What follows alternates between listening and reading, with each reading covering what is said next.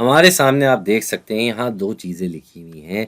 एक तरफ लिखा हुआ है 2/3, दूसरी तरफ लिखा हुआ है 2x 2x।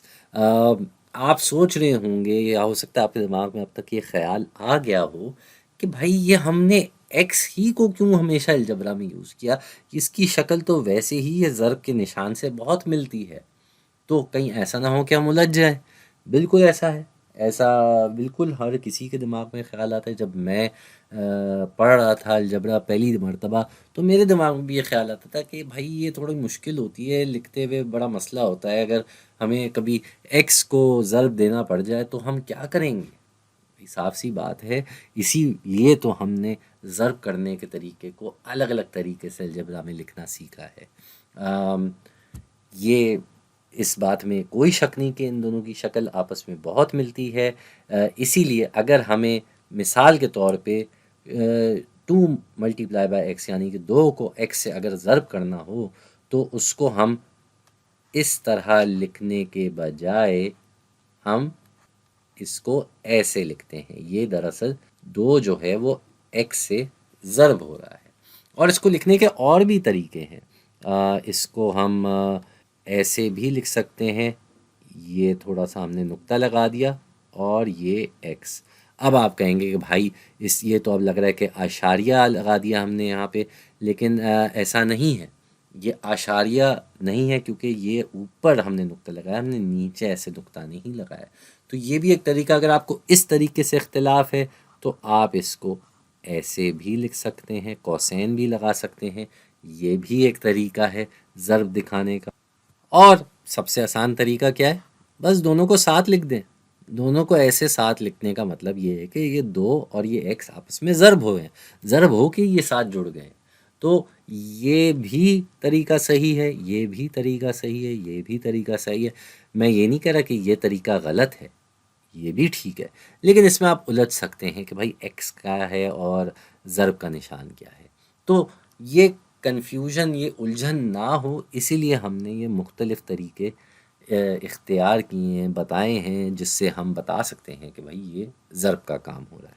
इसी बात को लेके ज़रा आगे चलते हैं, हम कुछ मिसालें कर लेते हैं अपने साथ। जैसे ये हमारे पास एक रियाज़ी लिखी भी है और हमसे कहा जा रहा है कि भाई इसका जवाब निकालो। अगर y की मिक़दार 2 है तो क्या इसका जवाब होगा।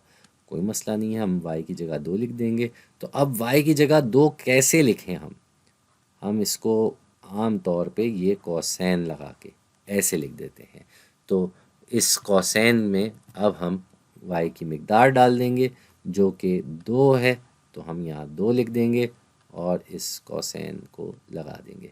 तो इससे हमारा क्या जवाब आ जाएगा भाई, इससे हमारा जवाब आ जाएगा 10 में से हम कितना कम कर रहे हैं भाई, 10 में से हम 6 कम कर रहे हैं। और ये 6 कैसे हुआ भाई, साफ सी बात है, 3 के साथ y ऐसे ही लिखा हुआ था, इसका मतलब ये आपस में ज़र्ब होंगे। तो 3/2 होता है 6, और 10 से 6 कम किया जाए तो जवाब क्या आता है भाई, जवाब आ जाता है 4। हमारा जवाब आ गया 4। एक और मिसाल कर लेते हैं।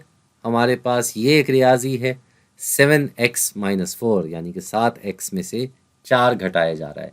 तो इधर अगर हम x की मिक़दार 3 रख दें, इधर अगर हम x की मिक़दार 3 रख दें तो क्या जवाब होगा भाई, कोई मसला नहीं है, हम यहाँ 7 लिख के इसके अंदर हम x की मिक़दार डाल देंगे जो कि है 3, और हम अपना काम आगे वैसे ही करेंगे जैसे यहाँ किया था। तो भाई 7 और 3 का आपस में क्या ताल्लुक़ है, ये आपस में ज़र्ब हो रहे हैं। ये 7 और ये x आपस में ज़र्ब हो रहे थे।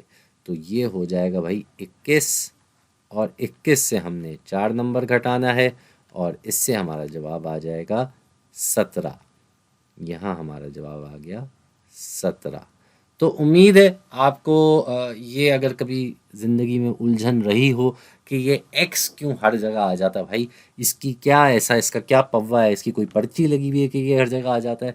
नहीं, ऐसा बिल्कुल नहीं है, ये बस एक मेयार के तौर पे आ जाता है। हमेशा एक अनजान चीज़ सोचते हैं तो दिमाग में अगर हुरूफ आना होता है तो वो एक x ही आता है। बस ये समझ ले हमारे दिमाग में बना हुआ है अब, और इसी को हम आगे लेके चल रहे हैं। और जो दूसरा ख्याल आता है कि भाई ये ज़र्ब के निशान से इसकी शक्ल इतनी मिलती है, तो हम कैसे इसका फ़र्क करें? तो भाई ये साफ साफ तरीके हैं आपके पास दिखाने के लिए। ज़र्ब होना अगर एक्स के साथ आप दिखाना चाहते हैं, तो मैं तो ये कौसैन वाला तरीका इस्तेमाल करता हूँ आमतौर पे। अगर कोई मिकदार डालनी हो तो, अगर वैसे ही दिखाना हो तो ये तो सीधा सीधा आप इसके साथ किसी भी नंबर के साथ जो ये ज़र्ब हो रहा है उसके साथ ऐसे ही लिख दें, तो ये बता देगा कि हाँ भाई ये आपस में ज़र्ब हुए हैं।